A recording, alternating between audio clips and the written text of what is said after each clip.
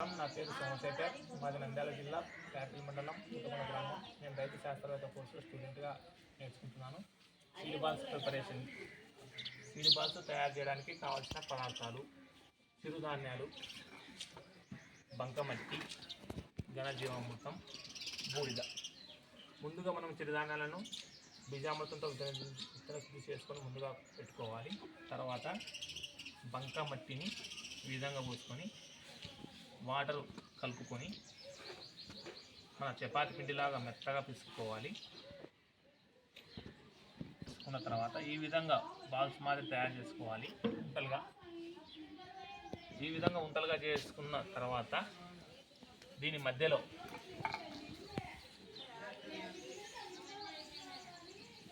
రెండు విత్తనాలను పెట్టుకోవాలి. తర్వాత ఘనజీవామృతం వేసుకోవాలి. ఈ రెండు వేసుకున్న తర్వాత ఈ విధంగా మూసి పెట్టుకొని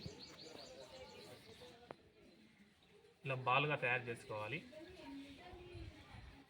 చివరి లేయర్గా బూడిదను కలుపుకోవాలి.